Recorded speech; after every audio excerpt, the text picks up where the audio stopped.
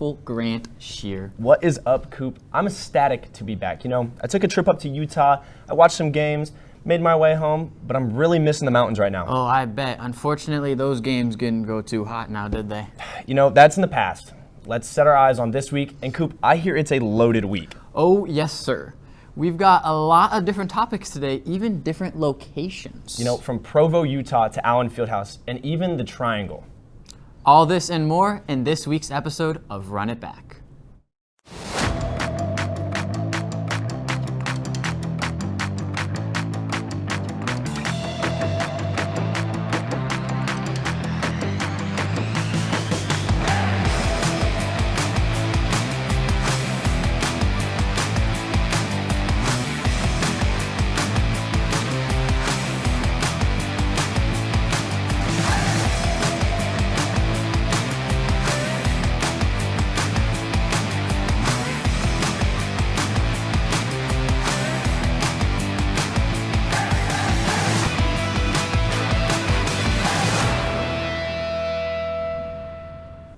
KU basketball is really inconsistent right now. We go from looking like the worst team in Kansas to looking like national contenders. This team is just too two-faced for me. Yeah, Grant, you might just be the bad luck charm. You've been to 3 road games now? What's your record? 0-3 or something? I am 0-3. It's a bad track record, but trust me, I'm not the problem. I could never be the problem. It's one of those things. All right. You're good, Grant. Simmer down. Let's get back to it, okay? Good call, Coop. Anyways, Kansas basketball is hit or miss on both the women's and the men's side. But before I get carried away, we've got experts for that. Yeah, but for the meantime, we do have Annika to discuss KU's softball team. Have your way. Thanks, boys. The Kansas Jayhawks headed to Texas this weekend for a 4-game series at the San Marcos Classic, where they faced off against Texas State and Southern Illinois. After finishing last season with a 28-25 record, the Jayhawks have come out strong early this season with a 6-5 record so far, showing promise as they look to build on the previous year's performance. Defensively, Kansas has been outstanding. More than 10 players on the team have maintained a perfect fielding percentage through the first 9 games, which is a testament to their focus and commitment on defense. As a team, they have a .970 fielding percentage, placing them second in the Big 12 Conference and 61st nationally. This strong defensive showing has been a big part of the team's success so far and is setting them up to be tough to beat this season as it continues. When it comes to hitting, the Jayhawks have led by junior Ainsley Linduff, who has been on fire at the plate with a .883 batting average. She's collected 14 hits, including 3 doubles, making her one of the top hitters on the team. Junior Presley Limbaugh is not far behind, hitting .448 with 13 hits and 4 doubles, giving the offense even more firepower. Freshman Ava Wallace has been a standout as well, posting a .444 batting average early in her college career, which has added great depth to the lineup and shown that the future of Kansas softball is bright. Kansas entered the San Marcos Classic on a 2-game winning streak, following an exciting 3-2 comeback victory over Long Beach State at the Wilson Invitational. In that game, junior pitcher Lizzie Ludwig played a huge role in the win, making a critical defensive play in the 7th inning to help secure the victory for the Jayhawks. This win boosted the team's confidence heading into the San Marcos Classic, and they were eager to build their momentum. With impressive pitching, solid defense, and a powerful offense, the Kansas Jayhawks are looking strong early in the season. With the team playing well in all areas, and if they continued with this strong play, they could make a serious run in the Big 12 and beyond.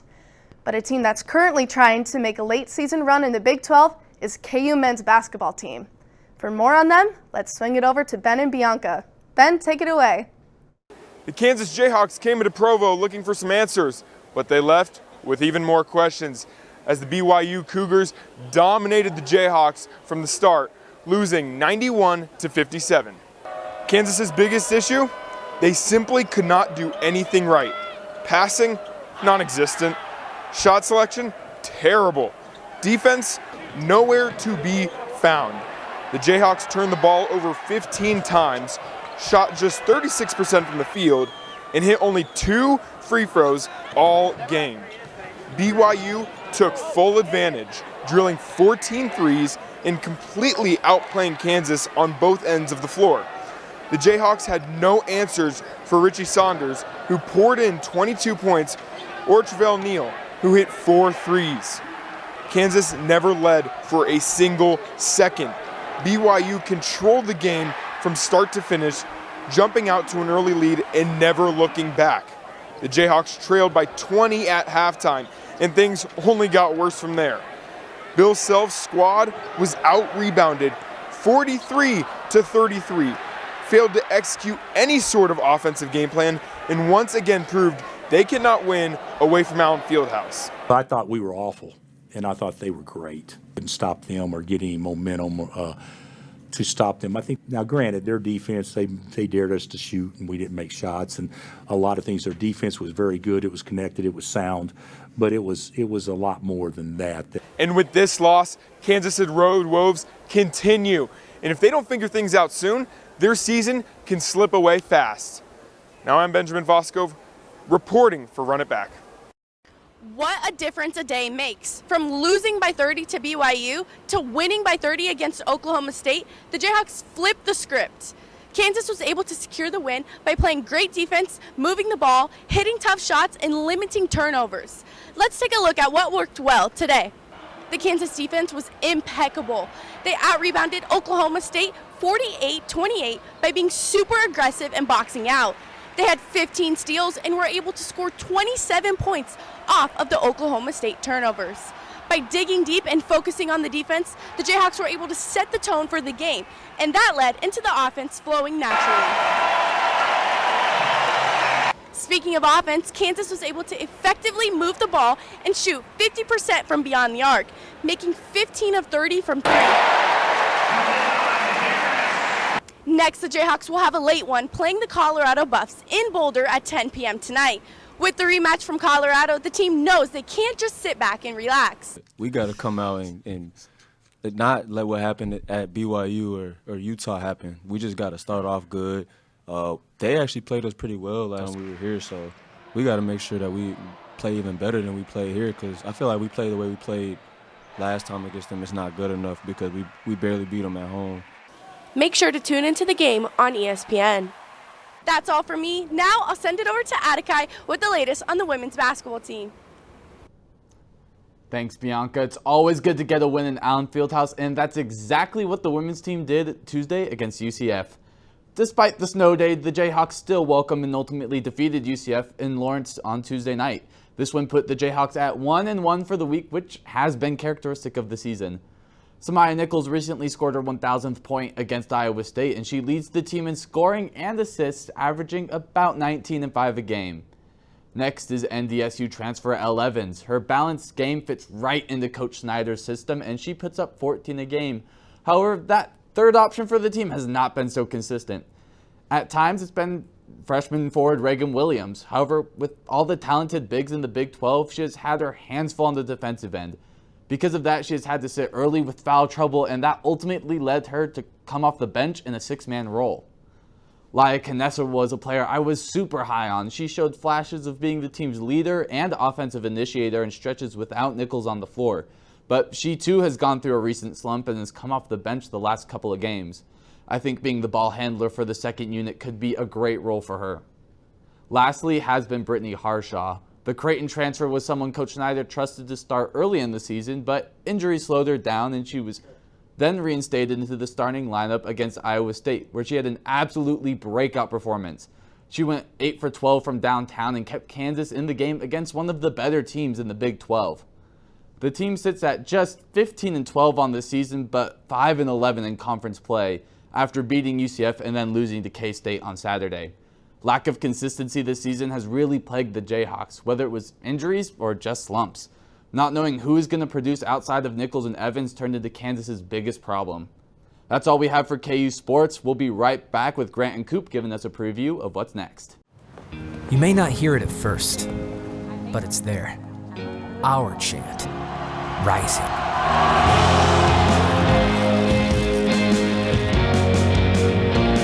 On this summit, callings converge, voices unify into a chorus that sounds out for good. for greatness. Can you hear it? Now, welcome back, folks. Coming up, we've got some football. We've got some good old-fashioned baseball. And to top it off, we got that Four Nations face-off. Coop, how you feeling about that loss to the Canadians? Grant, what is that accent? Where did you get the toothpick? What are you talking about? What? You're right. I just felt patriotic. Watching our guys in red, white, and blue losing overtime, a real heartbreaker there. Oh, okay. Well, I get you on that. It was a tough loss. It really was. I was lucky enough to watch it, but if you didn't see that storybook ending, Trevor's got you covered. Let's get it started, Trevor. Thanks, Grant and Coop. The inaugural Four Nations face-off concluded Thursday with an absolute thriller between the USA and Canada for bragging rights as well as the chance to be crowned the first ever champion of the Four Nations face-off. The game started out strong for Canada with an opening goal by Colorado Avalanche center Nathan MacKinnon, not even 5 minutes into the game.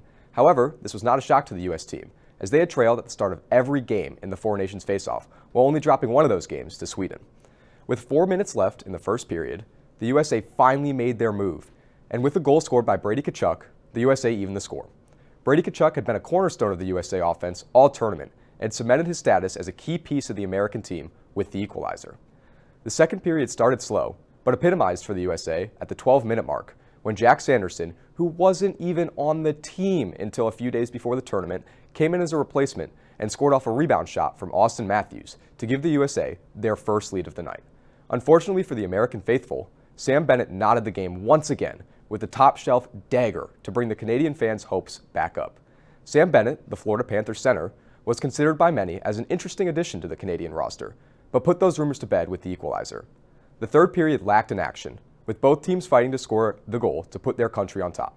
However, both Connor Hellebuck and Jordan Binnington shined, each not letting up a goal for the final 20 minutes of hockey.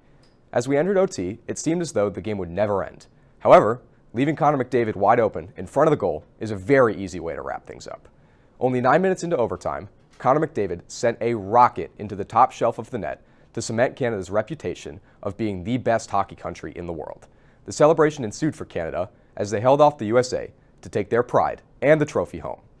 With the Four Nations replacing the All-Star break for the NHL, it brings up a question. Was it worth it? I think yes.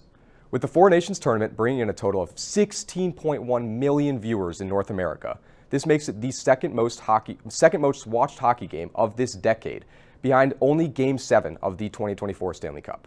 With the Four Nations coming back in the winter of 2027, it's safe to say that international hockey is going nowhere anytime soon.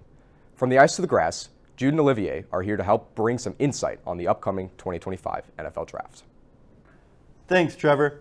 The NFL Draft Combine starts Thursday, and the final position group that we're going to take a look at before official testing are the tight ends. And now, I don't think this one's a debate. Olivier, who do you got at number one? It's Tyler Warren. It's Tyler Warren for everybody. He's a beast. Right. Tyler Warren out of Penn State, 6'6", 261 pounds. This is a football player right here. He's the total package. A guy that we're familiar with as Kansas students and as Kansas fans is Andy Kotelnicki, the former offensive coordinator. In his first year at Penn State, he fell in love with Tyler Warren, using him all over the offense. There isn't a position on offense that Tyler Warren didn't play last year. He played every single position, O-line included. He's incredible. He was the winner of the John Mackey Award, the #1 tight end in college football. He finished 7th in Heisman voting, and he broke multiple Big Ten tight end single-season records. When you look at him, his combination of size and athleticism is incredible. He does what it takes to win, and he's an elite mismatch with great hands. He's also an incredible run blocker, especially as a lead blocker. He can come out of the backfield. He can come as a tight end, leading the running backs, and that's why Nick Singleton was so successful, especially at Penn State. The few things that he lacks are his over-the-top vertical speed, and he overplays his physicality when he tries to get open. He's an inconsistent pass blocker, but with NFL coaching, I think that can easily be improved. Yeah, mass moves mass, and he's got mass. So as long as he gets coached up, he's going to be a great blocker at the NFL level. Any Shanahan tree team should be foaming at the mouth to get this guy. Yeah. They should absolutely love him in their offense. It would be an absolute shock if Tyler Warren isn't the first tight end taken. I've been seeing a lot of mocks of Indianapolis at 14, but I wouldn't be surprised if he went earlier. Anywhere in the upper half of that first round. Absolutely. Right. And the next guy we both got at number 2 is Colston Loveland out of Michigan. At 6'5", 245, he's really young but physically mature and very developed for his age. He's got great route running versatility. He can effectively go short, medium, and long. He's got great catch radius and contested catchability. And he's also just one of those guys who's just a physical mismatch against linebackers. Not many guys are going to be able to compare to him in physicality and size. Yeah, he's a big guy, but he's also just such a nuanced and fluid route runner that you just don't see very often at the tight end position. Now, he's not really an inline blocker. He's just not that style of player, but that wouldn't scare me off. I've got my fingers crossed as a Chiefs fan that he can be the Travis Kelce replacement. Yeah. He's got slight injury history, and that's a slight concern. And his blocking can be improved, but with NFL coaching, he'll be good. He has occasional drops, but he's still a great prospect. He's not the full package like Tyler Warren, but he's an easy first-round talent. One team that kind of sticks out to me is Denver Broncos at 20. And I also wouldn't be surprised if he's available at 22, if Jim Harbaugh has something for a Michigan guy like him and takes him at 22. So tell me about the next guy that we have at number 3. Next up, we've both got Harold Fannin Jr. out of Bowling Green. This guy's crazy. He makes insane catches. He's a versatile route runner, and he's just a nightmare in the open field. To me, he looks like a tall running back the way he cuts and moves. Now, tight end is his position, but to me, that's by name only. He's not an end-line blocker right now, but he's only 20 years old. He's going to be one of the youngest players in the NFL. He's only been playing tight end since he got to college, so I think the ceiling is really the roof for Harold Fannin. Yeah, and he is undersized at 230 pounds, and I'm interested to see what his official combine measurements and physicals are. But he has the tools to be an elite NFL playmaker. It's just going to depend a lot on the landing spot and how his team uses him. He's the wild card of this tight end class. Yeah, absolutely. And then who are some guys that you have after him, kind of as those later day 2, day 3 guys? Some more guys that I've got are LSU's Mason Taylor. He's a really well-rounded player, a capable route runner, and a good end-line blocker that I could see moving up boards. Gunnar Helm, Elijah Arroyo are a couple more intriguing players, a little bit different stylistically, but other guys that I think are worthy of a day 2 pick. Yeah, and this is definitely a really intriguing tight end prospect class. I think we're going to have 2 or 3 day 1 starters in this draft class. That's all we've got for tight ends. Now let's head over to Coop for some news on MLB spring training. Thanks, Jude and Olivier. Spring training play for baseball started last Thursday, and there is so much to talk about. Freshly signed Juan Soto, the talk of the offseason, hit a 440-foot bomb in his first spring at bat. The SoToMG has already begun, and it is going to be interesting to see if Soto can live up to his near $800 million contract in his first year in blue and orange. Another newly signed star, Alex Bregman, had a fantastic Sunday afternoon, launching a homer and 3 ribeyes in his first taste of spring play. Tristan Casas needs to stop passing out the Kool-Aid to Rafael Devers, and the Red Sox need to move Devers to DH. This would open up the third base slot for Bregman. This team can be legitimate contenders for the AL East crown and make a deep run in the playoffs if they can just drop the drama. Speaking of AL East drama, Vladimir Guerrero Jr. and the Toronto Blue Jays were unable to work out an extension, and it is looking like he will test free agency next offseason. At least Canada won the Four Nations face-off because right now there is nothing going right for the Blue Jays. They fell short on Ohtani, Judge, and soon to be Vlad. The 25-year-old beast, Vladdy, reported that all 30 teams could be in the mix, but as an Angels fan, it would be a fever dream if he followed his father's footsteps and signed with the Halos. In recent Angels news, Mike Trout finally made the switch and will now be playing right field. Trout, a future Hall of Famer, has struggled to stay healthy the last couple of years, so the Angels are hoping this move will keep his legs fresh and his bat alive. That's all I have for recent spring training recap. Stay tuned for more Run It Back Top 10 and some other amazing segments. You're watching Run It Back. Have a nice day. You too.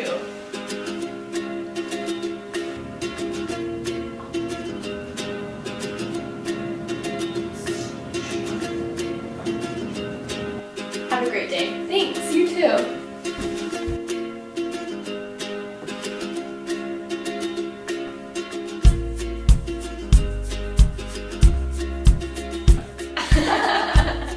Make someone's day. Pay it forward. You know, Grant, we got a little bit of a unique segment here when you say G-Man. G-Man? You know, that's a new one. But yes, we had reporters head out to the Triangle and ask the KU student body what they thought about the basketball team. Oh, wow. That is going to be fun to watch. Oh, yeah. Sure. But of course, we still have our beloved hoops hierarchy and some good old-fashioned high school basketball. But first, grab your cookies, grab your popcorn, and watch Olivier and Trevor's masterpiece. It's been a frustrating year for KU basketball, so we're here in the Triangle to see how students feel about the team. What do you think about Hunter Dickinson? I think he sucks. I hate him so much. Oh my, you're gonna get me riled up. You're gonna get me riled up. Great guy, right? I don't know who that is. What? He's the worst thing that's ever happened to Kansas basketball. In the history of Kansas basketball, he took away all of our money, and it's just been awful. He's a waste of height. I mean, he's right next to the basket. He's 7 feet too tall. He's so he can't close. Put the ball in the hole. His head touches the hoop. It's insane. What are we doing?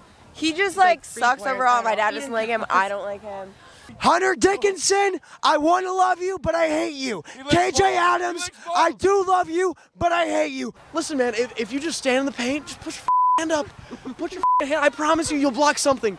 Just anything other than what you're doing right now.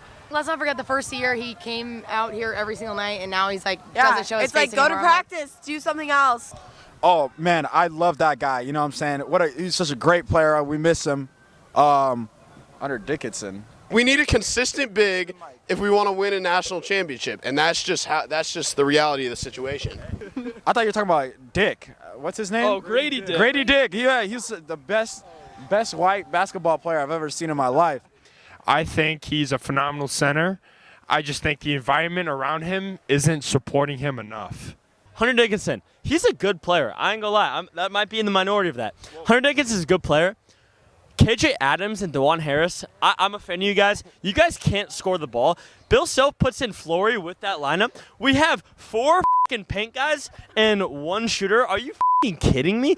Does anyone else on the team deserve blame, or is it all Hunter? No, in fact, everybody should be absolutely giving a hug to DeJuan Harris. Yeah, just Hunter Dickinson. That dude can go like kick bricks for all I care. No. I don't think so. Dwan can't score. We can't shoot the ball. Rylan Griffin's our only shooter. We're so glad Flory's here. We literally wouldn't win a game without Flory. We'll maybe have David Coit come in and hit a 3 occasionally, but other than that, we have no bench production, and that's why we're not going to win the Natty this year. I don't know, man. We just got to pull it together. I don't know if it's a Bill Self issue or just a player issue. If I'm going to be real, Bill Self needs to hang it up. I will say, we don't have a lot of great basketball players, but at least they try, unlike Hunter Dickinson. Hunter Dickinson just doesn't look like he tries. But A.J. Storr is the GOAT, and he's the best player on Kansas. Other people who deserve praise, A.J. Storr. A.J. Storr's dropping 20 in the first round. Lock it in. A.J. Storr is the man. Once we get to the tournament, we'll be pretty – hopefully we figure it out and we make it run. We're going to be like a 8 seed in the tournament, get second rounded by like Duke or someone again. I think we'll get it, when it matters. When it matters. So you think we're going to turn it around? Oh, I think so, for sure. The coaching staff. No, I think we're f***ed. Oh, okay. Welcome back, ladies and gentlemen. I am here at the greatest rivalry in the state of Kansas. And let me tell you, this game and atmosphere did not disappoint. This was obviously a home game for Lawrence High School, but it could as well have been a home game for Free State as well. I mean, look at that crowd. And it certainly did pay off as the Firebirds smacked up on the Lions, winning 69-49. Free State senior Corbin Dobell had an outstanding performance, scoring 21 points, and the rest of this team just looked unstoppable. Number 3, Brendan Barrett is just a freshman, and he scored 11 points.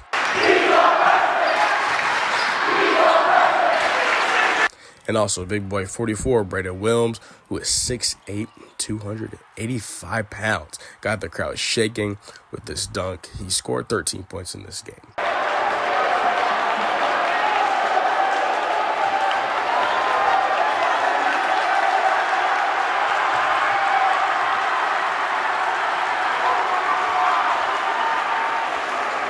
Now, don't get me wrong, Lawrence High is a good team, but they just aren't better than Free State. Their top scorer was Aiden Ramirez with 13 points.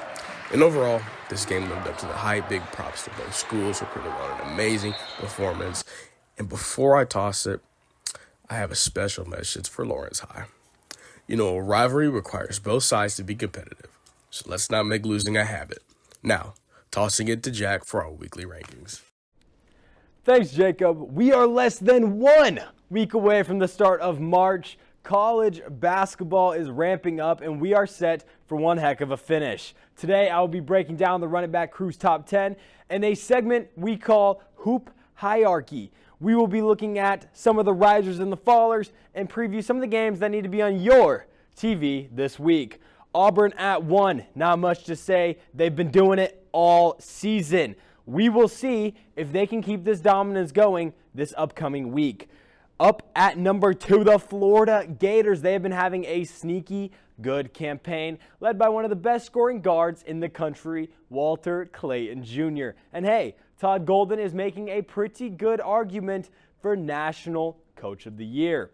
Duke is up to 3 after a stumble a few weeks ago against Clemson. It has been nothing but pure dominance from Duke. They just handed Illinois its largest defeat in program history on Saturday, putting up 110 points against the Illini.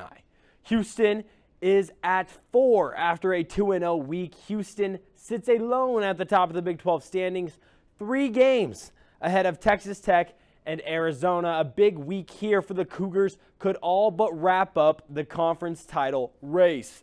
Alabama falls to 5 after getting trounced by Missouri during the week. However, the Tide made up for it by taking down Kentucky 96-83 on Saturday.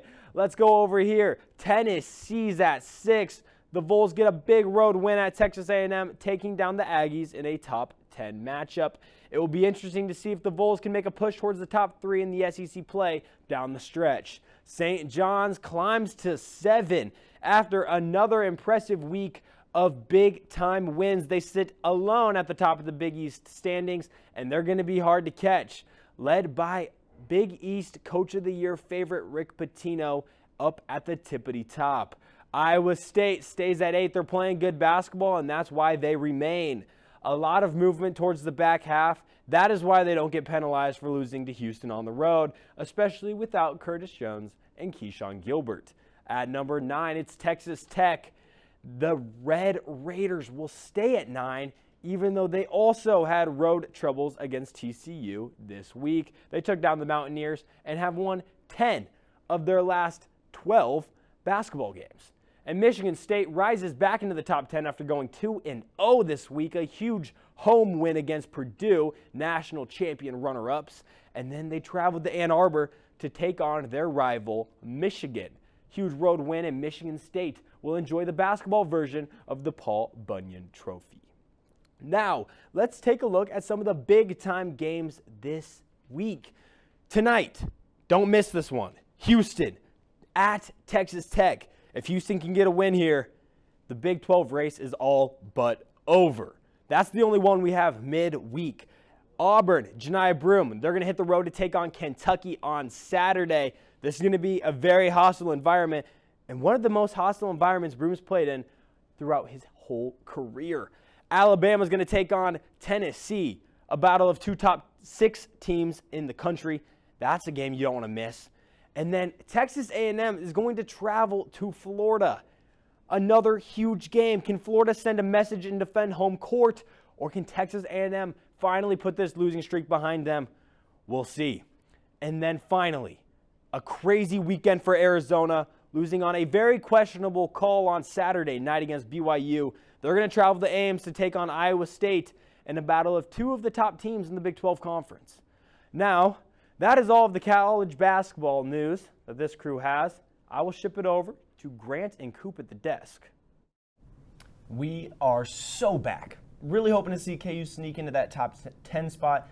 Definitely a long shot, but hey, season's not over. I ain't hear no bells. Well, the bells may be ringing after tonight's game as the Jayhawks have another road game.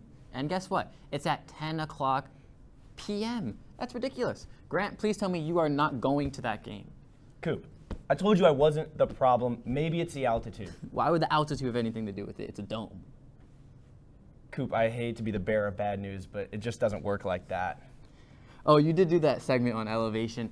That's right. Maybe I'll give it a rewatch. That's old news, Coop. Out with the old and in with the new. Well, we will be bringing new news, coming in hot every Monday. You're darn tootin', Coop. As always, I'm Grant Shear, and next to me is the fabulous Cooper Hannon. Let's run it back next week.